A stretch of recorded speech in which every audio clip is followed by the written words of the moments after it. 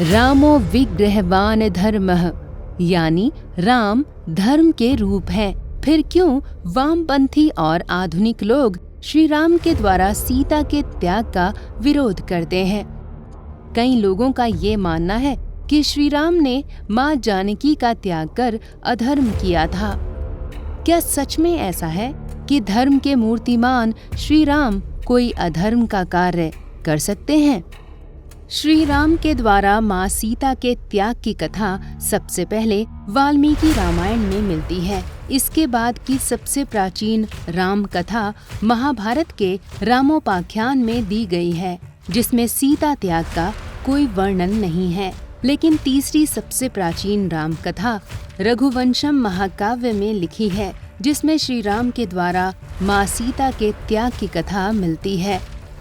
उसके बाद भवभूति ने सीता त्याग पर करुण नाटक उत्तर रामचरित की रचना की। हालांकि तुलसीदास जी के द्वारा लिखी गई रामचरितमानस में श्री राम के द्वारा मां जानकी के त्याग की कोई कथा नहीं मिलती है। तो सबसे पहले वो लोग जो श्री राम के बचाव में आकर वाल्मीकि रामायण के उत्तरकांड को फर्जी मानते हैं, उन्हें ये जान लेना चाहिए कि न तो कालिदास और न ही भवभूति वाल्मीकि जैसे महान संस्कृत साहित्य के ज्ञाता थे। अगर कालिदास और भवभूति ने मां जानकी के दोबारा वनवास की कथा को अपने नाटकों और महाकाव्यों में स्थान दिया है, तो वाल्मीकि रामायण में दी गई ये कथा झूठी नहीं है। अब हम आते हैं वामपंथी और आधुनिक नारीवादियों के इस आरोप पर कि श्री राम ने मां जानकी का त्याग कर अधर्म का कार्य किया था। सबसे पहले हमें ये जानना होगा कि धर्म सिर्फ व्यक्तिगत आचरण से जुड़ा नहीं होता। धर्म के कई स्वरूप होते हैं। व्यक्तिगत धर्म के अलावा सामाजिक धर्म, राजधर्म और राष्ट्र धर्म भी होता है। किसी भी राजा के लिए व्यक्तिगत धर्म से बड़ा सामाजिक धर्म होता है और सामाजिक धर्म से बड़ा राजधर्म होता है और राजधर्म से भी बड़ा राष्ट्र धर्म होता है। दूसरी बात, राम इक्ष्वाकु वंश से आते थे। इस वंश के राजा आज के समय के तानाशाहों की तरह नहीं होते थे। वो हिटलर और मुसोलिनी नहीं थे कि जो भी मन में आया जनता पर लाद दिया जाए। हिंदू धर्म के राजा प्रजा के मत के अनुसार चलने के लिए बाध्य थे, यानी राजा का पद जनता के मत के अनुसार था, जिसे जनता जब चाहे उखाड़ फेंकती थी। ऐसे उदाहरण हमारे धर्म ग्रंथों में कई बार आते हैं। जैसे वेन नामक राजा के अत्याचारों से त्रस्त होकर जनता ने उसे मार डाला था। खुद श्री राम के पूर्वज राजा सगर ने जनता के कहने पर अपने अत्याचारी पुत्र असमंज को राज्य से निकाल दिया था। वाल्मीकि रामायण में विश्वामित्र श्री राम को उनके ही पूर्वज के द्वारा अपने पुत्र को त्यागने की कथा बताते हैं। वाल्मीकि रामायण के बालकांड के इस श्लोक को देखिए। सच ज्येष्ठो नरश्रेष्ठः सगरस्यात्मसंभवः बालान् गृहीत्वा तु जले सरय्या रघुनंदन प्रक्षिप्य प्राह सन्नित्यं मज्ज तस्नात् निरीक्ष्य वै।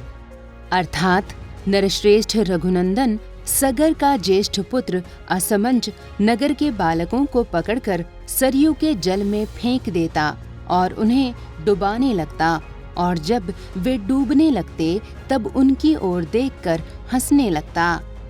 एवं पाप समाचारः सज्जन प्रतिबाधकः पौराणामहिते युक्तः पित्रा निर्वासितः पुरात्। अर्थात इस प्रकार पापाचार में प्रवृत्त होकर जब वो सत्पुरुषों को पीड़ा देने लगा और नगर निवासियों का अहित करने लगा, तब पिता ने उसे नगर से बाहर निकाल दिया। यहाँ तक कि श्री राम के पिता दशरथ भी जनता के आदेश का पालन करने के लिए बाध्य थे। जनता श्री राम को अपना राजा बनाना चाहती थी, लेकिन कैकेयी के पिता ने अपनी पुत्री कैकेयी दशरथ को इसी शर्त पर ब्याही थी कि कैकेयी का पुत्र ही राजा बने। वाल्मीकि रामायण के अयोध्या कांड के सर्ग 107 में भरत के सामने श्री राम स्वयं इस बात का खुलासा करते हुए कहते हैं। पुरा भ्रातः पितानः स मातरं ते समुद्वहन् मातामहे समाश्रौसीद राज्य शुक्लमनुत्तमम्। अर्थात मेरे भाई भरत, आज से बहुत समय पहले की बात है। पिताजी का जब तुम्हारी माता कैकेयी से विवाह हुआ था, तभी उन्होंने तुम्हारे नाना से कैकेयी के पुत्र को राज्य देने की उत्तम शर्त कर ली थी। इसके बावजूद जनता की इच्छा और श्री राम की लोकप्रियता को देखकर दशरथ को श्री राम को ही राजा बनाने की योजना अचानक बनानी पड़ी। खुद दशरथ भी श्री राम को राजा बनाने के लिए अपने श्वशुर को दिए वचन को भुलाने के लिए तैयार थे। दशरथ जानते थे कि अगर भरत को राजा बना दिया गया तो जनता विद्रोह कर देगी। ऐसा ही हुआ भी।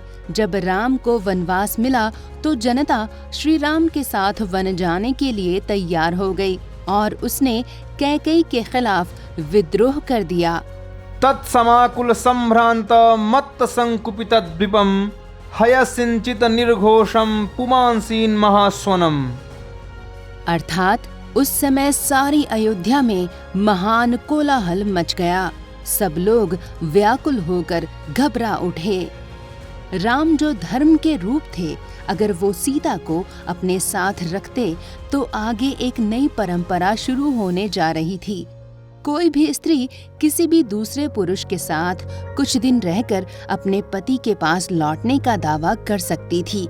इससे परिवार धर्म के नष्ट हो जाने का खतरा हो सकता था।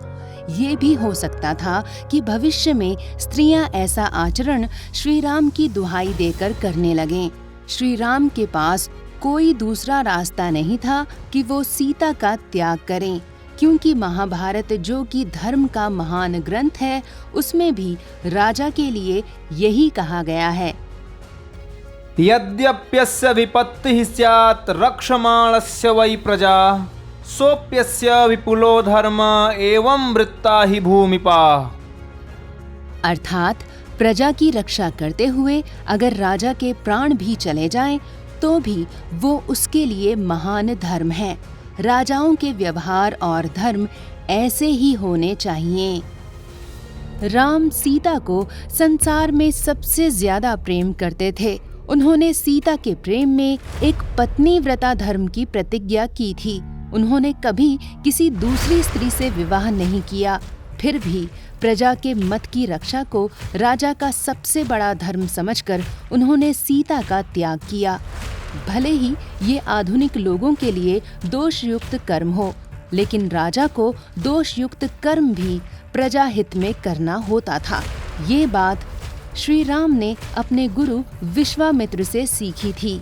कुछ लोगों का ये कहना है कि अगर श्री राम को जनता की वजह से सीता को वनवास में भेजना पड़ा तो उन्हें राजगद्दी का त्याग कर सीता के साथ वन में चले जाना चाहिए था। लेकिन सवाल राजगद्दी का नहीं था। सवाल था सीता के रावण के यहाँ रहने की बात को मान्यता देना। अगर श्री राम सीता जी के साथ वन में चले जाते तो भी लोग यही कहते कि राम ने सीता का त्याग नहीं किया, और इसके बाद श्री राम के इस कार्य की दुहाई देकर लोग सामाजिक और पारिवारिक ताने बाने को तोड़ने लगते। यही वजह थी कि श्री राम ने जनता के मत, परिवार और सामाजिक धर्म की रक्षा करने के लिए सीता का त्याग किया और खुद राजा बनकर भी एक सन्यासी का जीवन जीते रहे। अगर आपको हमारा ये वीडियो पसंद आता है तो इसे जरूर लाइक करें और हमारे चैनल को सब्सक्राइब करना ना भूलें। जय श्री राम।